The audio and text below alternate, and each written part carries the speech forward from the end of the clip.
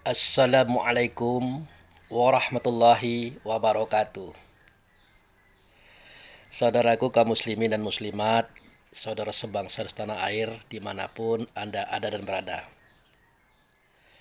Kali ini saya berada di rumah, di rumah, di tempat saya sering beristirahat malam, mengoreksi diri dan mengoreksi data-data Tuhan untuk saya pelajari kembali, kemudian kita tebarkan untuk kebaikan kita semuanya. Di sini saya hendak menyampaikan sebuah ada salah seorang Abu Fikir Lovers. Dia minta kepada saya supaya saya menyampaikan keterangan tentang surat An-Nas. Ya, waktu itu saya jawab insya Allah. Maka hari ini adalah hari Sabtu ya, tanggal 3 Juni 2023. Keberadaan libur, aktivitas tidak banyak kecuali hanya beberapa kejadian nanti siang menghadiri acara pernikahan ataupun akikahan, itu ada dua.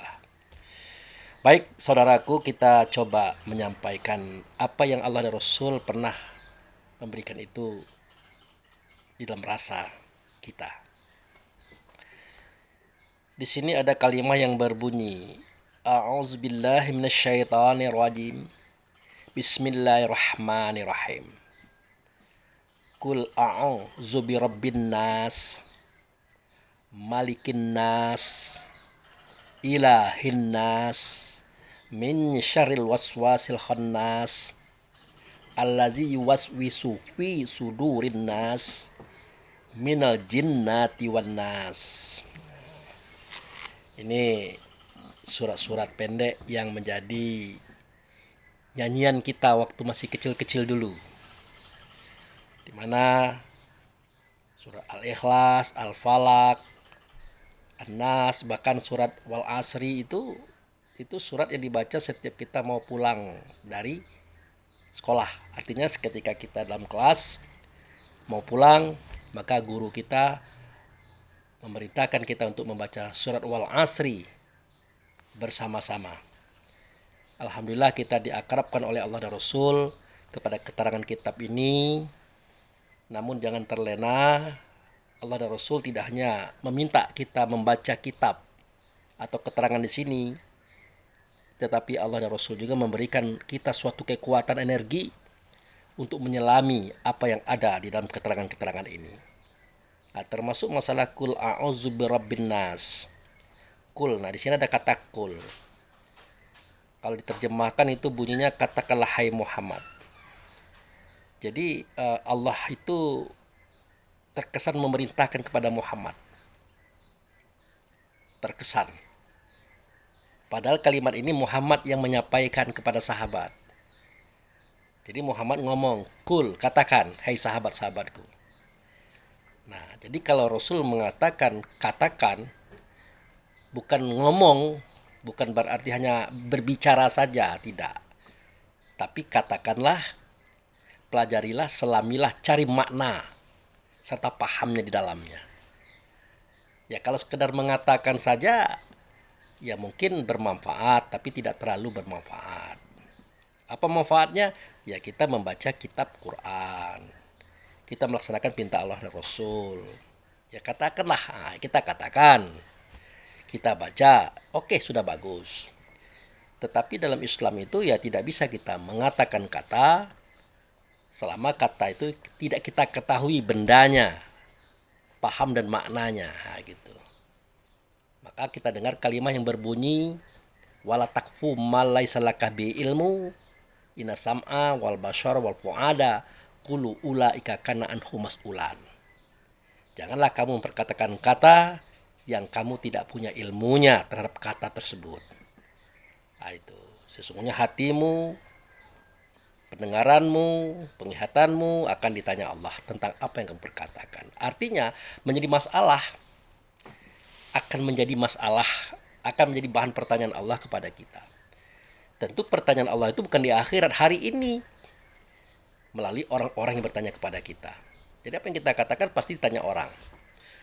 Nah sebenarnya Allah yang menanya kita melalui orang. Begitu. Baik, di sini ada kalimat a'udzu birabbin nas. Aku berlindung dengan Tuhan manusia. Malikin nas, dengan raja manusia. Ilahin nas, dengan sembahan manusia. Jadi di sini ada Tuhan manusia, ada raja manusia, ada sembahan manusia. Nah, timbul pertanyaan, siapa itu Tuhan manusia, raja manusia, sembahan manusia? Siapa dianya? Kalau kita ambil di tengah-tengah ini, Malikin Nas, raja manusia, tidak mungkin gajah, tidak mungkin gunung, tidak mungkin laut, tidak mungkin raksasa, tidak mungkin. Tentu bentuk dan rupanya ya kayak manusia juga. Kan begitu. Di mana-mana kalau namanya raja, presiden, sultan itu tidak ada yang beda dengan kita, bentuk dan rupanya itu sama. Lalu bagaimana nih ceritanya Pak Abu Fikri? Mari kita ikuti satu persatu uraiannya. Jadi Allah dan Rasul itu memerintahkan kepada sahabat, termasuk memerintahkan kepada kita, supaya kita berlindung. Supaya kita berlindung. Nah, kalau dia memerintahkan kepada kita untuk berlindung, tentu harus tahu, harus kita kenal di mana tempat berlindung itu dulu. Di mana? Nah, kan gitu. Kalau kita tidak tahu di mana tempat berlindung, ya bagaimana kita bisa berlindung? Bagaimana tempat perlindungan itu bisa kita jadikan benteng? Tidak bisa. Nah, ini ditunjukkan oleh Allah Rasul, rahasianya ada pada surat Ali Imran ayat 96-97. Kan ada kalimat di situ tuh. Inna awala baiti wudi'a linnasi lallazi bibakah mubaraka wa hudalil alamin fihi ayatu bainatu maqama Ibrahim mandakahu kana amina. Itu dia. Nah, itu. Jadi sesungguhnya rumah yang pertama kali aku yang membuatnya, kata Allah. Nah, itulah rumah yang ada di Bakkah. Nah, diberkati rumah itu. Tidak ada hawa, tidak ada nafsu, tidak ada dunia, tidak ada setan di dalamnya. Petunjuk bagi alam semesta. Di dalamnya ada ayat-ayat, di antara ayat itulah maqam Ibrahim, mandakalahu kana amina. Nah, itu dia. Siapa yang masuk ke dalam rumah itu, maka aman dan sentausalah dia di dalamnya. Aman dari azab neraka, aman daripada gangguan iblis dan setan jin, dan aman daripada gangguan dirinya sendiri. Nah, itu yang paling penting. Tempat berlindung itu di situ. Nah, timbul pertanyaan, di mana itu Pak Abu Fikri? Ya di negeri Bakkah. Di mana itu Pak Abu Fikri? Ya di dalam rumah. Rumahnya di mana? Ya di negeri Bakkah tadi. Nah, tapi Allah tidak sekeras itu. Rasul tidak sekejam itu. Negeri Bakkah itu letaknya adalah di luar sentero asal. Di luar sentero alam. Jadi kiamat dunia ini hancur langit, hancur bumi, hancur semuanya. Ya negeri itu tidak tersenggol-senggol. Karena dia dijadikan oleh Allah sebagai negeri awal dan negeri akhir. Itulah akhirat. Tidak bakal kacau dia itu. Tidak bakal berubah-ubah. Nah, itu. Nah, kalau kita pergi ke situ tidak mungkin. Karena kita sudah lupa negerinya di mana. Kalau kita tahu juga tidak bisa. Karena apa? Jauh. Jauhnya tidak bisa dikata. Kita naik ke bulan saja belum pernah, ke Mars, Pluto, apalagi planet-planet yang banyak itu, Jupiter dan sebagainya itu kita belum pernah ke sana, apalagi ke Baitullah hakikat yang ada di negeri Mekah, belum pernah kita. Bahkan manusia lain juga belum pernah. Nah, makanya Allah mudahkanlah agama ini, Rasul ringankanlah agama ini demi kasih sayang kepada kita. Nah, bagaimana cara dia memudahkan? Nah, itu tadi. Negeri Bakkah dijadikan Mekah di muka bumi. Nah, itulah Mekah yang ada di Timur Tengah itu. Nah, itu permisalan Bakkah yang Allah maksudkan pada surat Ali Imran 96-97. Kemudian Ka'bah. Nah, itu Ka'bah itu adalah tanda Baitullah. Di mana di dalam Baitullah itu ada kiblat, ada Ibrahim, ada ayat.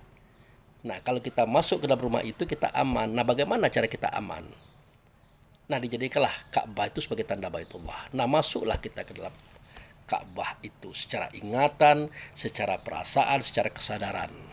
Bukan tubuh kita ke sana, ingatan kita, perasaan kita, kesadaran kita. Itulah mandakalau kana amin.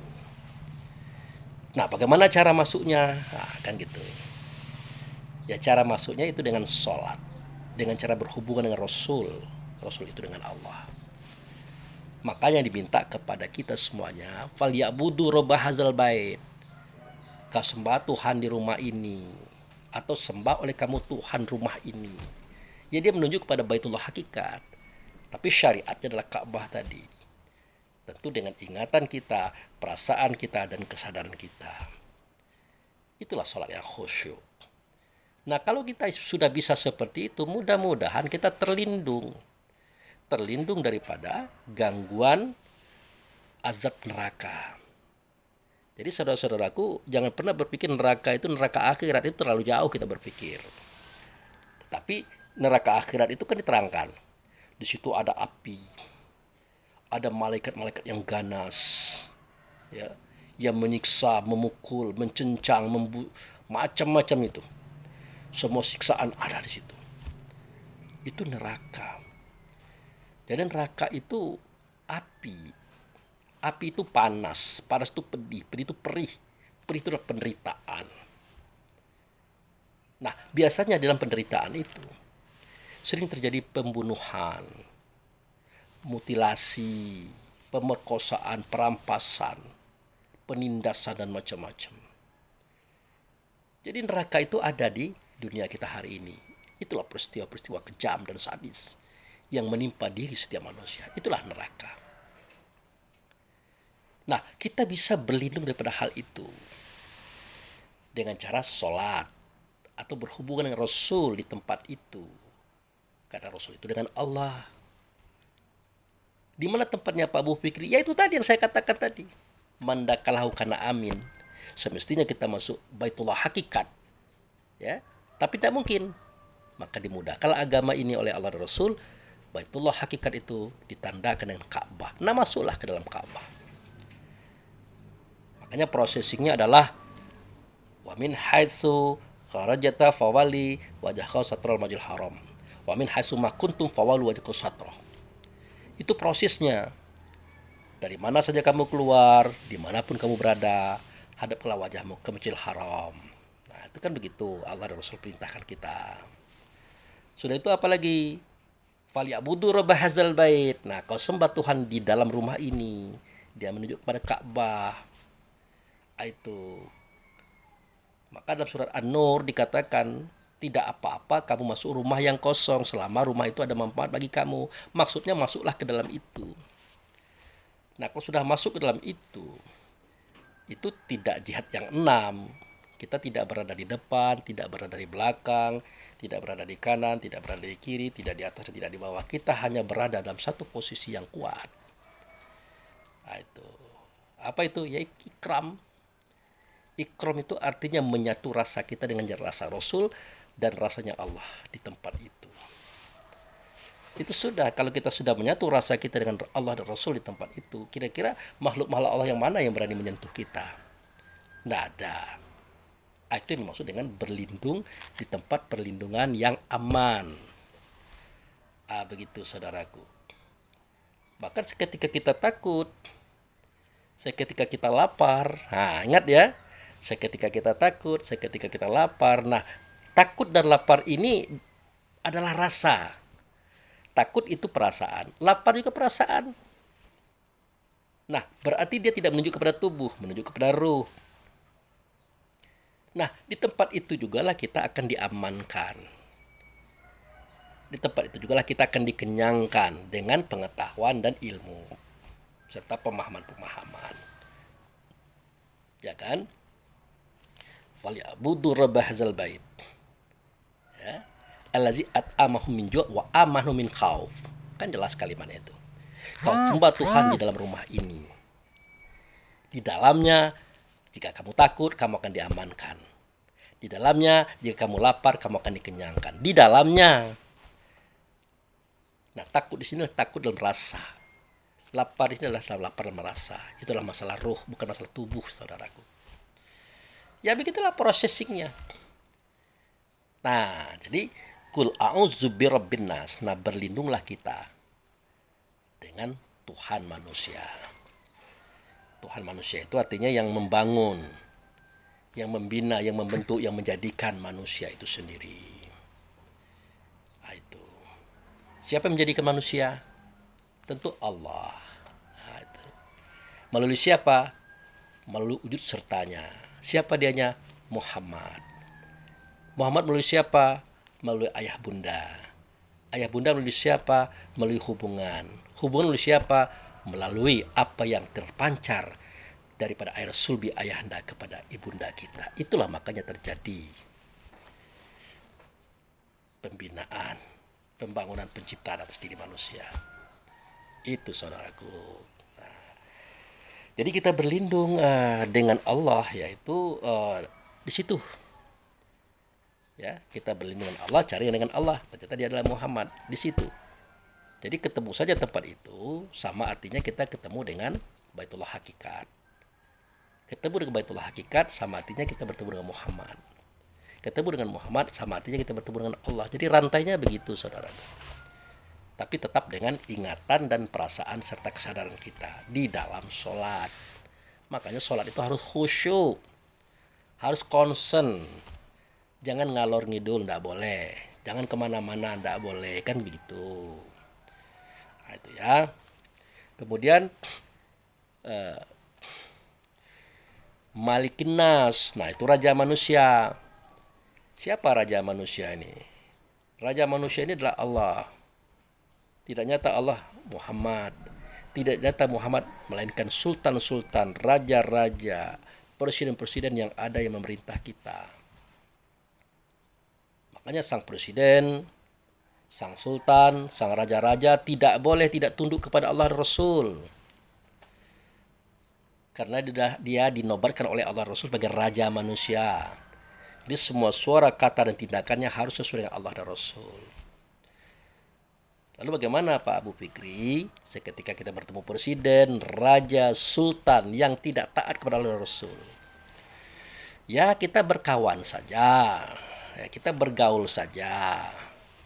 Tidak usah kita bermusuh-musuhan. Ya kita kembali kepada Allah dan Rasul, yaitu Muhammad. Di mana? Di tempat yang tadi. Di tempat yang tadi. Nah, berlindunglah kita kepada Allah dan Muhammad di tempat itu. Daripada kejahatan raja-raja, ya, presiden-presiden dan sultan-sultan yang seperti ini. Mudah-mudahan, walaupun kehidupan kita dipersulit oleh mereka, sang para raja tadi, sang para presiden tadi, sang para sultan tadi, insya Allah yang namanya kita terlindungi. Terlindungi apa? Terlindungi perasaan kita, tapi tidak ada jaminan badan kita. Tidak ada jaminan badan kita. Loh, kok begitu Pak Abu Fikri? Lah iyalah. Coba saudara perhatikan. Siapa itu Abu Bakar? Kekasih Rasulullah. Siapa itu Umar? Ya, kecintaan Rasulullah. Siapa itu Utsman? Kesayangan Rasulullah. Siapa itu Ali? Kekasihnya Rasulullah. Nah, semua mereka ini wafatnya kan mengenaskan. Abu Bakar terkena racun bersama Rasulullah. Umar kena bunuh. Utsman kena bunuh. Ali juga kena bunuh. Tidak ada yang aman dan nyaman tubuh mereka itu oleh kekejaman manusia-manusia di dunia ini. Tidak ada yang nyaman. Tidak ada yang aman. Padahal mereka sudah berlindung di Baitullah. Bahkan mereka sudah bertemu dengan wujud serta Allah, itulah Muhammad. Tapi kenapa nasib mereka mengenaskan? Nah, karena jaminan yang Allah dan Rasul berikan kepada kita dalam agama ini sebenarnya bukan jaminan fisik, tapi jaminan rasa diri, yaitu ruh.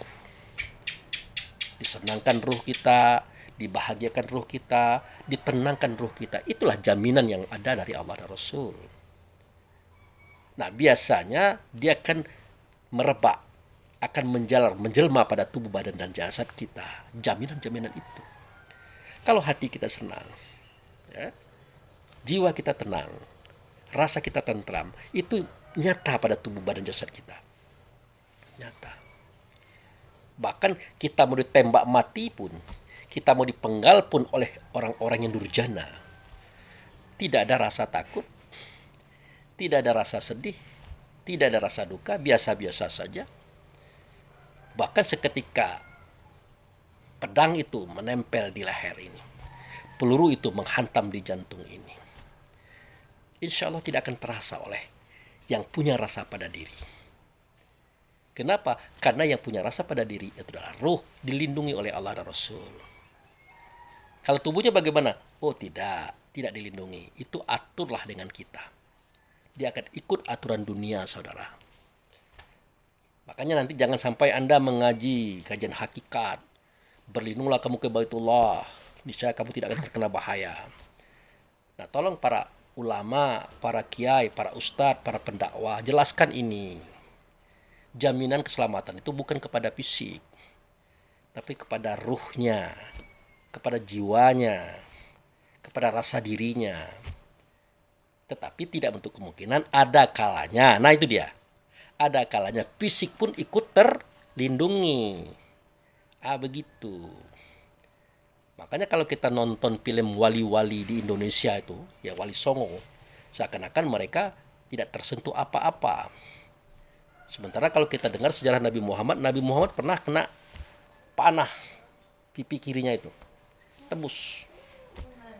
Pernah kena pedang, bahkan pernah kena racun lagi. Itu Nabi Muhammad loh. Apalagi sahabat-sahabatnya, apalagi kita.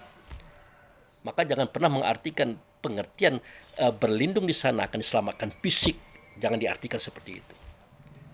Tetapi roh itulah, jiwa itulah yang diselamatkan oleh Allah Rasul jika kita ke tempat itu. Ya, namun tidak untuk kemungkinan fisik juga terkadang terlindungi. Ya karena Rasulullah juga pernah punya pengalaman sewaktu perang Hunain itu. Ya, seketika Futul Mekah, Islam sudah menang, maka yang masuk Islam itu banyak. Nah, berperang dengan musuh.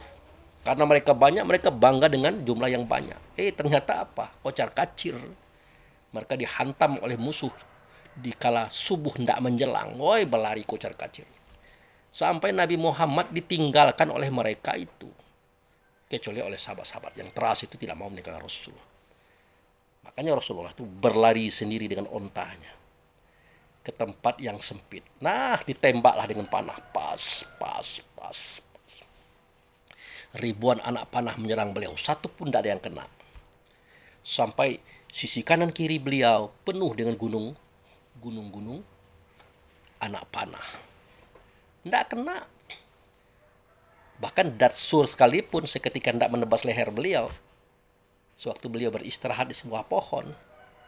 Hai Muhammad, kalau kemarin Anda banyak sahabat, banyak teman. Kini pedangku ada di leher Anda. Siapa yang menyelamatkan Anda? Dikatakan oleh Rasulullah, Allah.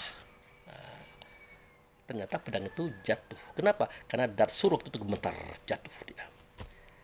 Diambil oleh Nabi pedang tadi, disodorkan ke leher Datsur. Kini giliran aku. Kalau ketebas leher kamu, siapa yang akan melindungi kamu? Dijawab oleh Datsur, yang melindungi aku, hai Muhammad, adalah dirimu sendiri. Itu. Jadi kalimat Rasul tadi adalah Allah, kalau Datsur adalah Muhammad. Jadi antara Allah dan Muhammad itu pada dasarnya sama dianya. Sama dianya artinya Allah adalah zat, Muhammad adalah sifat. Allah adalah gaib, Muhammad adalah nyata daripada Allah itu sendiri. Jadi yang melindungi kita adalah Allah dan Rasul. Itu saudara. Baik. Itu tadi apa tadi? Malikin Nas ya, sudah. Ya, kalau sudah berbicara Malikin Nas kan saya katakan tadi ya, kalau raja manusia ya kayak manusia lah dia. Ya, seperti presiden, ya, kemudian sultan, raja.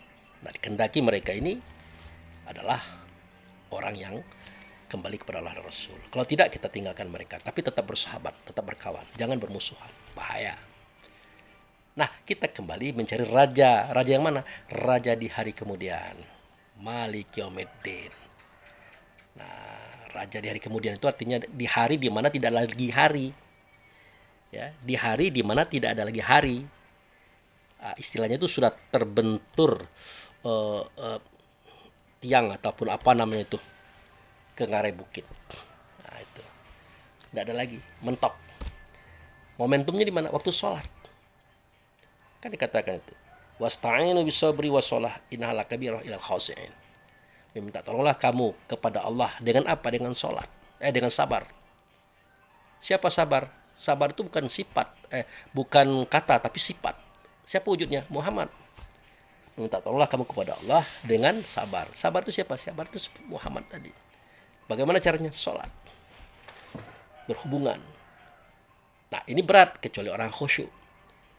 Siapa orang khusyuk? Orang yang punya keyakinan bahwa dia bertemu dengan Allah Rasul dalam sholatnya. Allazina yazununa mulaqu rabbihim. Ya, orang-orang yang punya keyakinan, punya persangkaan dia bisa bertemu dengan Tuhannya dalam sholat. Nah, itulah yang disebut dengan tatumbua ngarai kabuki. Sudah mentok itu. Itulah raja di hari kemudian. Itulah raja di hari kiamat. Kiamat itu artinya kiam, kum, berdiri. Kapan? Seketika sholat didirikan di depan Tuhannya. Siapa yang sholat? Ya kita lah. Oke. Kemudian ilahin nas. Nah itu, sembahan manusia. Sembahan manusia ini kan jelas Allah itu. Ya. Sembahan manusia itu adalah Allah. Nah, kita harus tahu apa itu menyembah. Kita katakan menyembah itu sholat. Bukan, sholat bukan menyembah. Sholat itu berhubungan antara kita dengan Allah. Ya, berhubungan antara kita dengan Allah. Yang dengan Allah itu Muhammad. Kenapa? Dia wasilah. Nah, itu. Jadi jangan diartikan sholat itu menyembah. Menyembah itu lain. Apa itu menyembah? Menyembah itu ada 6 pengertiannya. 1. Melaksanakan segala perintahnya. 2. Menjauhkan semua larangannya. 3. Mencontoh semua perbuatan yang dia anjurkan, yang dia contohkan. 4. Pergi kalau disuruhnya. 5. Datang kalau dipanggilnya. 6. Diam kalau tidak ada ilmu dari dia. Itulah menyembah. Nah, yang disembah siapa? Disembah Allah. Artinya, yang ditaati perintahnya adalah perintah Allah. Tapi bagaimana mentaati perintah Allah? Suaranya tidak pernah kita dengar. Katanya tidak pernah kita dengar.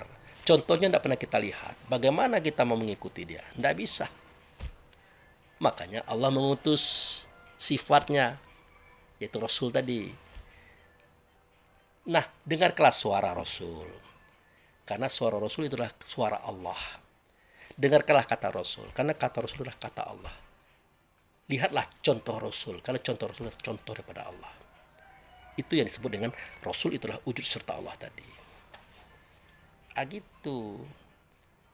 Wah, jadi kita menyembah Rasul ya Pak Abu Fikri. Sebenarnya tidak terlalu ekstrim ya. Tidak terlalu ekstrim itu. Bahkan bukan hanya Rasul. Khalifah juga bisa kita sembah. Ayah bunda kita juga bisa kita sembah. Ya. Guru kita juga bisa kita sembah. Teman baik kita pun juga bisa kita sembah.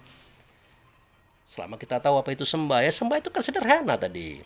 Melaksanakan segala perintah Allah dan Rasul. Menjauhkan semua larangan Allah dan Rasul. Mencontoh contoh daripada Allah dan Rasul. Pergi kalau disuruh Allah dan Rasul. Datang kalau dipanggil oleh Allah dan Rasul. Diam kalau tidak ada ilmu daripada Allah dan Rasul. Itulah menyembah. Seandainya teman kita, sahabat kita, ayah bunda kita, guru kita, ya, khalifah kita, siapapun dia, apalagi Rasulullah, kalau dia melaksanakan semua hak Allah dan Rasul kepada kita, kita taati, itu sudah sama dengan kita menyembah mereka. Dan itu tidak salah, memang begitulah aturannya. Wah itu Pak Abu Fikri itu menyembah temannya, nah udah ekstrim. Wah Pak Abu Fikri itu menyembah ayah bundanya, sudah ekstrim. Wah Pak Abu Fikri itu menyembah gurunya, sudah ekstrim.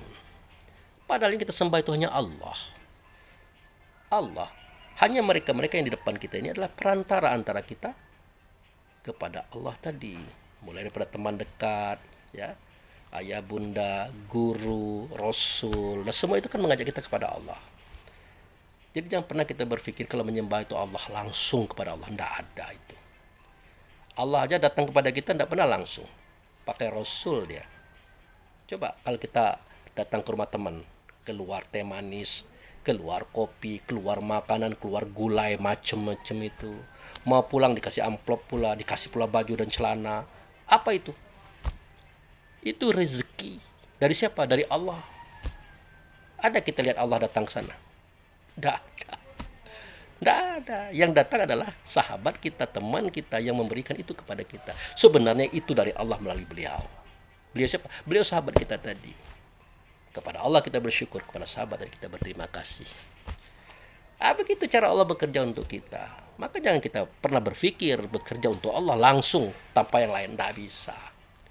Semua itu harus menggunakan perantara. Itu aturannya. Nah, dalam bahasa Minang, inilah yang disebut dengan batanggonanya berjenjang turun. Atau sebaliknya. Karena saya tidak fasih ya. Berjenjang naik, bertangga turun. Atau bertangga naik, berjenjang turun. Intinya adalah bertahap. Gitu. Oke. Nah, itulah masalah sembah menyembah tadi.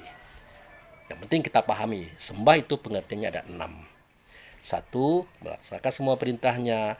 2. Menjauhkan semua larangannya. 3. Mencontoh perbuatannya. 4. Pergi kalau disuruhnya. 5. Datang kalau dipanggilnya. 6. Jangan berbicara, jangan berbuat, jangan berbuat apa-apa kalau tidak ada ilmu daripada dia. Itulah menyembah.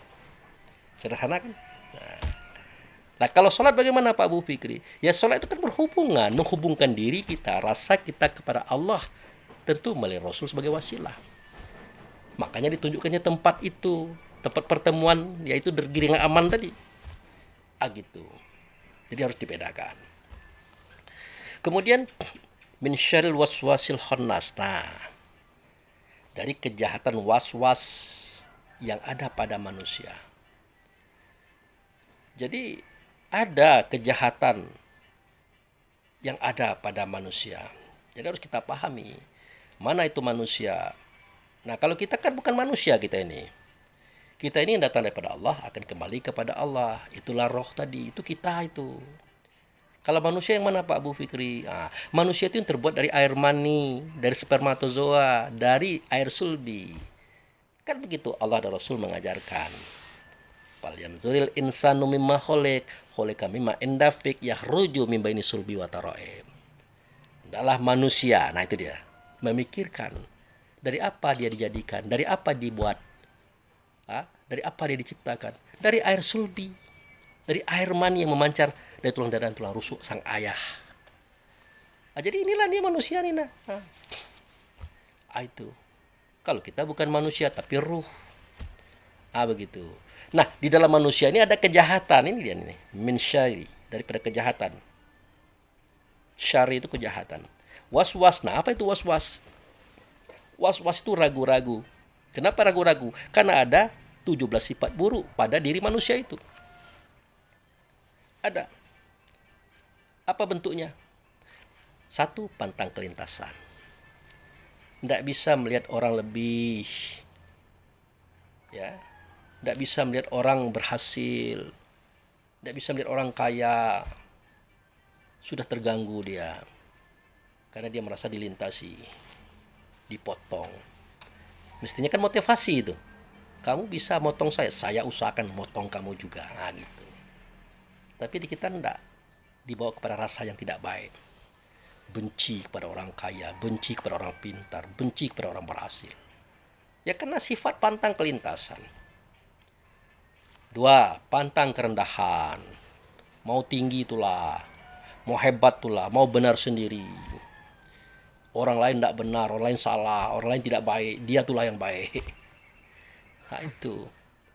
Itu sifat pantang kerendahan. Itu yang kedua. Yang ketiga itu pantang kurang.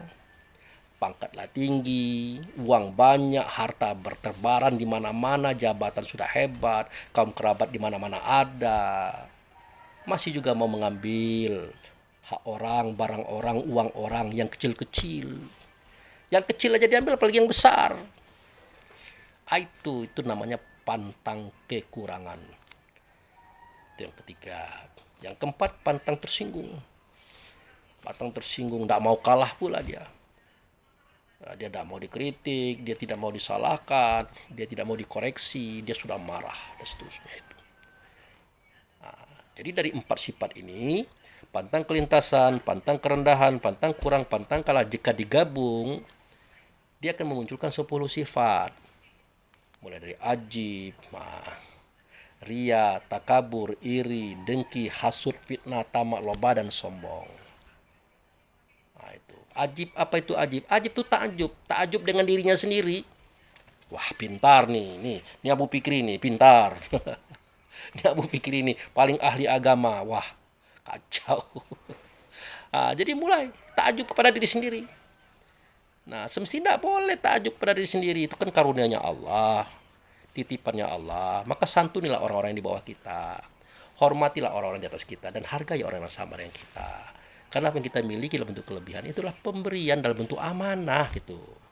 Jangan takjub pada diri sendiri. Kalau begitu Pak Abu, bagaimana cara kami menguji Pak Abu biar kami tahu Pak Abu itu tidak ajib? Ya gampang, caci saja. Wadah, udahlah Pak Abu Fikri.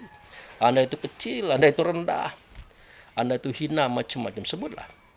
Nah, selama kita tidak terganggu dengan ucapan cacian tadi, itu membuktikan bahwa kita tidak ajib. Kita tidak ajib, tidak membanggakan diri. Ya memang kita rendah, memang kita debu, memang kita hina. Kan gitu. Karena hinalah maka Allah bisa mengangkat kita. Kalau kita sudah tidak hina lagi, bagaimana Allah mengangkat kita? Udah tinggi. Kan begitu. Nah, ciri-ciri kita itu tidak ajib, saudara. Tidak terganggu seketika kita dihina orang. Biasa-biasa saja itu. Memang betul orang itu, tidak salah. Wah, Abu Fikri itu hina. Abu Fikri itu kecil. Abu Fikri itu tidak ada apa-apanya. Betul itu, tidak salah. Betul dia itu.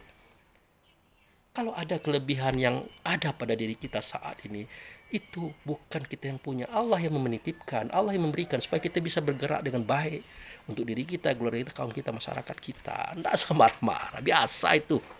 Makanya saya kalau dicaci-caci orang di Facebook, di YouTube, ya santai aja, tidak ada masalah. Apa yang mereka katakan itu sudah benar. Ya, itu aja. Nah, itu ajib itu. Takjub pada diri sendiri. Nah, setelah dia takjub, dia masuk ke tingkat yang kedua, ria. Memperlihatkan kepada orang kalau dia itu pintar, dia itu punya kelebihan, hebat. Itu ria. Nah, sudah itu apa? Takabur. Membesar-besarkan diri. Takabur itu membesar-besarkan diri. Oh, sudahlah, kalau saya selesai itu urusan. Jangan sampai bertemu dengan saya, selesai itu. Nah, mulai kita ngomong kayak gitu. Tidak bisa kita memastikan itu, saudaraku. Jangan takabur, tidak boleh. Walaupun kita seorang presiden, menteri, ya, gubernur, wali kota, bupati, dan punya jabatan kuat, jangan pernah berpikir kita bisa menentukan sesuatu. Nah, itu. Apalagi sekarang nak musim pilkada. Oh, tenanglah itu kelompok itu tuh bisa kita kalahkan. Kita kan pernah menang beberapa kali, misal. Dengan cara kita, misal. Jangan coba-coba Anda. Terlalu banyak orang-orang hebat yang sudah jatuh. Siapa itu Firaun? Ya. Siapa itu Namrud?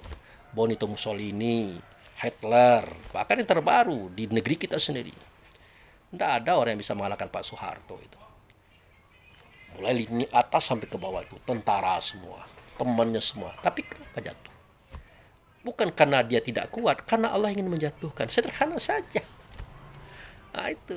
Makanya perlu diselami, didalami kalimat kulillahumma malikal mulki tu'ti mulka man tasya. Wa tanzi'u mulka mimman tasya wa tu'izzu man tasya wa tuzillu man tasya biyadikal khairi innaka ala kulli syai'in qadir. Itu pegang itu. Ya, calon-calon pemimpin ini, calon-calon presiden, calon menteri, calon gubernur, calon bupati, wali kota, pegang itu. Yang punya kerajaan itu adalah Allah. Nah, itu.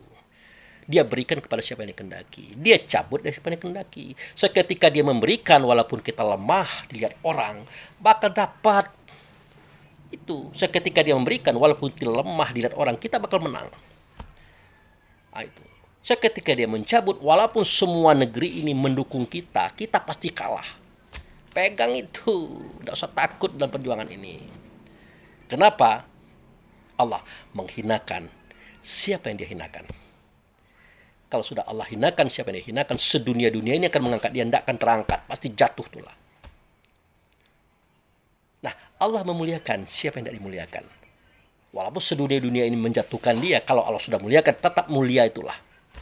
Maka kita jangan takut berjuang, berjuanglah. Kalau kita kalah berarti belum saatnya kita menang. Itu ya. Kalau selama ini kita menang tahu-tahu kita kalah, berarti kekalahan itulah bagian kita hari ini. Kemenangan itu sudah berlalu, ya sudah selesailah. Tidak perlu pakai benci, marah, apa dendam sampai kita menyakiti, membunuh. Wah, rugi kita saudaraku. Kecil dunia ini, kecil. Oke. Nah, itu efek daripada sifat takabur. Apalagi? Nah, seketika kita sudah mulai menampakkan sikap kita, mengatakan kita lebih hebat, itu ajib. Kemudian kita mempertunjukkan pribadi kita, kehebatan kita, itu ria. Takabur, membesarkan diri pula. Nah, tiba-tiba ada orang lain masuk yang punya kapasitas sama dengan kita, bahkan lebih daripada kita. Timbul irinya. Timbul ketidaksukaannya. Jangan begitu. Biasa berkompetisi kita, bertanding kita, berlomba kita. Ciptakan yang terbaik untuk umat ini, bangsa ini. Jangan takut. Dia punya kekuatan apa? Cari tahu. Ya kita ciri, buat pula kekuatan untuk menandingi. Ya jangan iri. Ini ndak iri itulah. Melihat orang pintar dikit iri. Orang hebat dikit iri, orang kaya dikit iri. Ya cari pula jalan untuk situlah. Nah, setelah ini tidak manjur, ya masuk ke sifat dengki. Kalau sudah dengki bahaya itu. Itu sudah mulai berbicara tentang bagaimana menjatuhkan, menyingkirkan, membunuh kalau perlu. Itu dengki. Makanya anak Nabi Adam yang namanya Habil itu dibunuh oleh abangnya. Anak Nabi Adam yang bernama Habil itu dibunuh oleh abangnya bernama Qabil. Itu karena dengki. Ya. Nabi Yusuf dimasukkan dalam sumur oleh abang-abangnya. Itu karena dengki. Bukan karena iri, karena dengki. Sudah masuk ke tingkat itu. Apalagi. Dan banyak orang yang disingkirkan di dunia ini oleh lawan-lawannya. Itu karena dengki. Jadi berbahaya. Nah, seketika dengki itu sudah kita laksanakan, ya, pengerusakan sudah kita buat, ternyata orang tadi masih bertahan juga, masih hebat juga, lawan kita tadi, mulai hasut masuk. Udahlah milih Pak Abu Fikri itu, saya tahu tuh preman itu. Iya, sama-sama mudanya itu udah bagus orang itu gini. Dia cerita masa muda kita. Ya masa muda kita, ya setiap orang muda ini kan preman semua. Nggak ada yang lurus juga gitu, misal itu. Nah, tapi yang hari ini bagaimana dia?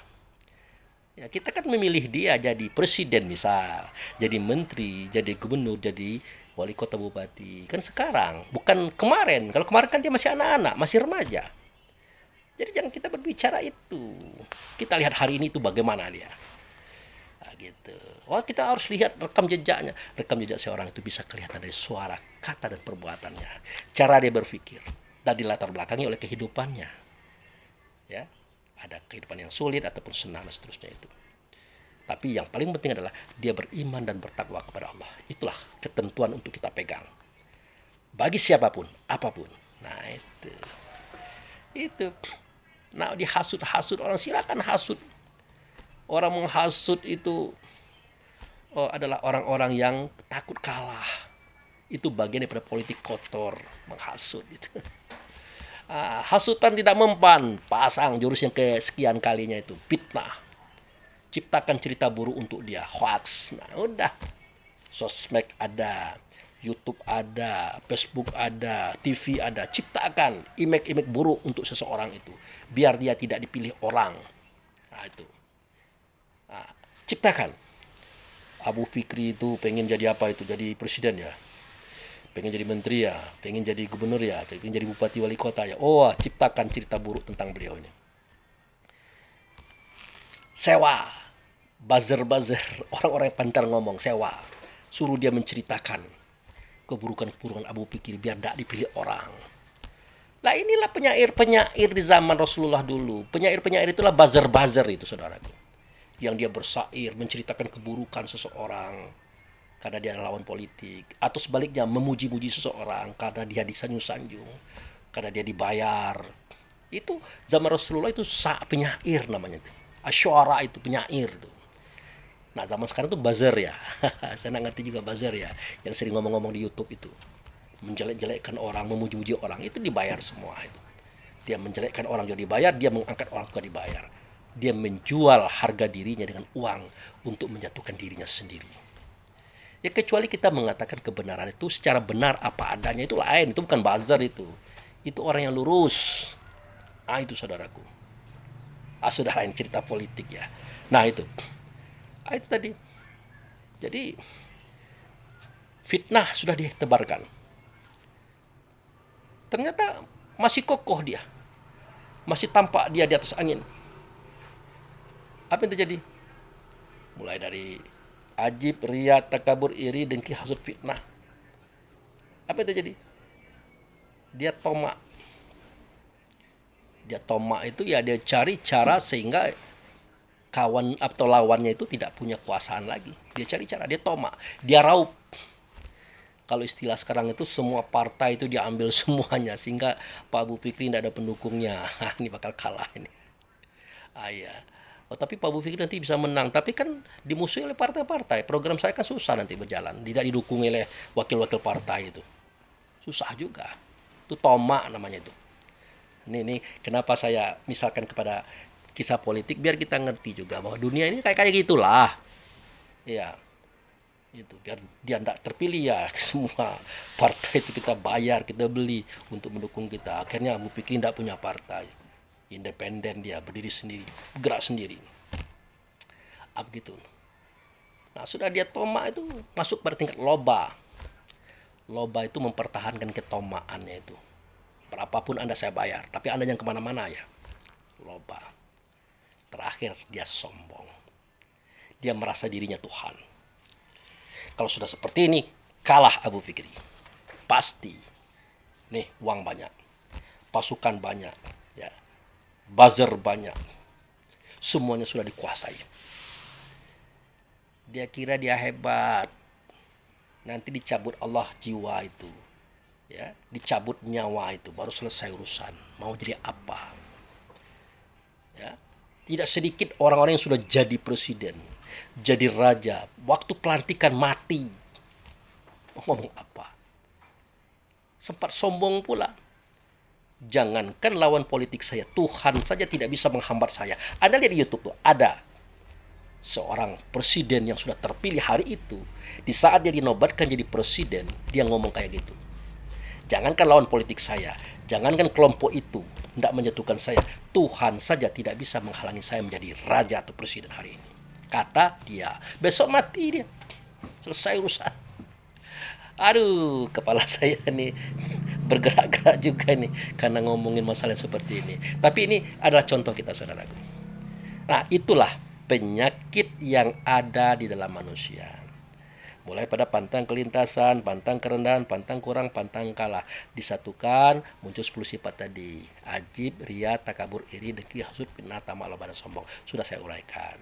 10 tambah 4, 14. Muncul 3 sifat. Benci, dendam, menghancurkan. Hati-hati dengan benci. Itu termasuk sifat yang jahat terbesar. Kalau benci sudah muncul, dia akan muncul kepada bentuk lain namanya dendam. Kalau dendam sudah muncul, dia akan membunuh, memberangus, akan menghancurkan lawan-lawannya. Itu, saudaraku. Nah, itulah kita berlindung ya dengan Tuhan manusia, Raja manusia, sembahan manusia daripada kejahatan yang ada dalam diri manusia. Nah, kejahatan dalam diri kita loh. Tadi kan kita menceritakan orang. Sebenarnya orang itu gambaran diri kita. Diri kita adalah gambaran orang sama. Makanya tidak boleh menjelekkan orang. Kalau menjelekkan orang sama dengan menjelekkan diri kita sendiri loh. Hati-hati itu. Nah, barang siapa yang berbuat baik untuk orang lain, artinya dia berbuat baik untuk dirinya. Barang siapa berbuat buruk untuk orang lain, berarti dia berbuat buruk untuk dirinya. Itulah famay ya'mal misqala dzarratin khairan yarah wa may ya'mal misqala dzarratin syarran yarah. Barang siapa yang berbuat baik sedikit saja akan kembali kepadanya kebaikan itu. Barang siapa yang berbuat buruk sedikit saja akan kembali keburukan itu kepada dirinya. Kenapa? Karena yang bersuara itu, yang berkata itu, yang berbuat itu adalah ruh. Ruh itu cahaya. Nur. Seketika cahaya itu dipantulkan kepada manusia, kepada hewan, kepada tumbuh-tumbuhan, kepada langit dan bumi, serta gunung-gunung, maka semuanya akan kembali kepada kita akibatnya. akan kembali kepada kita akibatnya. Kenapa kembali kepada kita? Karena langit dan bumi, gunung dan lembah, laut, danau, sungai, semua yang ada di antara kedua-dua, itulah cermin. Cermin yang akan memantulkan apa yang kita lakukan kepada mereka. Coba ada sebuah cermin, ada baterai senter ya. Ini bisa di setel nih warnanya, warna merah. Teng, kita tembak. Nanti mantul kepada kita warna merah. Setel lagi warna putih. Teng, nanti mantul kepada kita putih. Pokoknya segala warna yang kita tembak kepada cermin akan kembali kepada kita dengan warna yang sama. Jangan main-main. Gitu loh. Jangan main-main saudara ya. Oke. Nah itu. Jadi apa tadi itu? Min syarril waswasil khannas ya. Ya, jadi kita berlindung kepada dia yaitu dengan Tuhan manusia, Raja manusia, sembahan manusia daripada kejahatan yang ada pada diri manusia itu yang saya katakan tadi. Allazi waswisu fisudur. Was-was itu, penyakit itu ada dalam dada. Nah, dia menunjukkan kepada kita. Jadi 17 penyakit itu ada dalam dada. Dada siapa? Ya dada manusia. Ini dada manusia nih. Dada orang yang terbuat daripada air mani ini. Di akhir ayat dijelaskan minal jinnati wan nas. Ya. Jadi 17 macam penyakit itu yang dengannya kita ragu-ragu, ia ada pada manusia, tepatnya di dalam dada, itu asal muasal penyakit itu bermula pada manusia dan jin. Lalu siapa itu manusia? Nah, itu. Siapa manusia? Kita manusia kah? Tidak, kita bukan manusia. Kita ini datang daripada Allah, kan kembali kepada Allah, bukan dari air mani kita ini. Lalu siapa itu manusia? Ya manusia ini terbuat dari air mani tadi, dari air sulma tadi. Ya. Ya tercipta dari apa? Seketika Tuhan berkata, hendaklah manusia memikirkan dari apa dia dijadikan ya. Ternyata dia dijadikan dari air sulbi, dari spermatozoa. Dia sudah hidup, bernapas, berjalan, berlari, berkembang dalam rahim perempuan. Nah, yang hidup dalam tubuh mungil ya, dari cikal bakal tubuh kita tadi, itu namanya jiwa. Dalam bahasa lain an-nasu. Dalam bahasa lain terbuat daripada anasir angin, air, tanah, api. Itulah manusia. Ya. Nah, kemudian jin yang mana? Ya, jin itu sifat 17 tadi.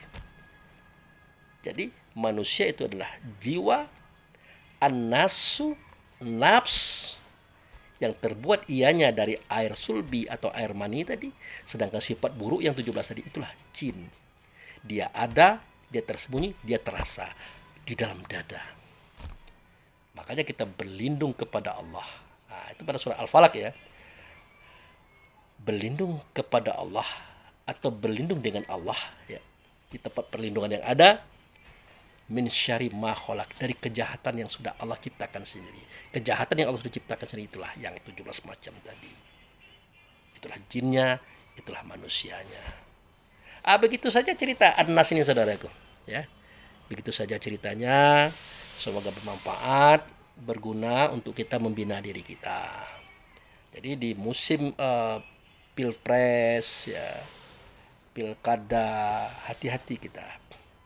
Biasa-biasa sajalah. Sebagai bangsa Indonesia, jadilah bangsa yang baik. Milih presiden, kita pilih sesuai dengan hati nurani kita, seperti yang Allah dan Rasul ajarkan. Ya, yang kita pilih adalah orang yang menurut kita cocok dan dekat kepada Allah dan Rasul. Ini cerita agama, hidup mati, dunia akhirat. Terserah siapa orangnya. Jangan tidak memilih.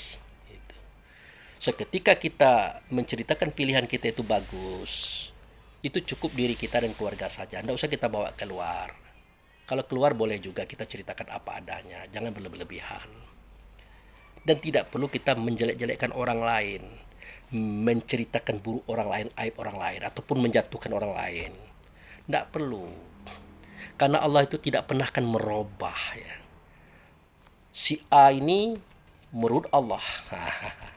Ini bakal jadi presiden ini. Presiden Indonesia tahun 2024. Karena dia dipitnah-pitnah, akhirnya Allah mikir, oh iya juga ya. Wah, si A ini diganti dengan B saja. Nggak kayak gitu. Tetap si A inilah. Walaupun dipitnah bagaimana, tetap si A inilah. Karena Allah itu maha tahu bahwa yang diceritakan mereka itu tidak seperti itu. Sebaliknya, si B ini tidak akan menang, kata Allah. Karena dia tidak dipilih oleh Allah. Tidak menang. Wah, dipuji-puji, diceritakan di mana-mana, dicari kelompok-kelompok untuk mendukung dia habis-habisan. Berapa banyak uang dihambur-hamburkan. Tidak akan menang dia ini. Tapi Pak Abu Fikri, buktinya dia menang. Nah, buktinya terpilih. Betul? Betul. Banyak yang seperti itu. Oke. Ingat, kemenangan itu terletak pada rasa. Kekalahan juga terletak pada rasa. Adakah dia merasa menang? Seketika dia didukung dengan semua kecurangan, adakah dia merasa menang? Jujur dia mengatakan, sebenarnya aku ini tidak menang. Aku ini kalah. Tapi aku itu tidak jujur dalam permainan. Dia sendiri sudah mengatakan dia kalah. Ya? Dia sendiri mengatakan dia kalah. Karena dia tidak jujur, karena dia menggunakan semua fasilitas, karena dia menggunakan kecurangan-kecurangan. Dia sendiri mengatakan kalau dia itu kalah. Yang menang itu adalah lawan saya. Walaupun secara real, secara fakta dia kalah. Tapi yang sebenarnya kalah itu adalah saya. Kata yang kalah tadi, yang kayak menang tapi dia kalah tadi. Itu. Nah, efeknya adalah dalam program-program dia akan mendapat ganjalan-ganjalan. Persoalan-persoalan yang rumit karena dia telah mencurangi Allah dan Rasul melalui dan dengan cara mencurangi orang yang menjadi lawan dia dalam berival, dalam berlomba dan bertanding di saat pemilihan itu. Hati-hati saudara. Lurus-lurus sajalah. Dunia ini tidak akan lama ya, 70 tahun, 100 tahun lah untuk kita. Selebihnya itu akan tidak lagi lah.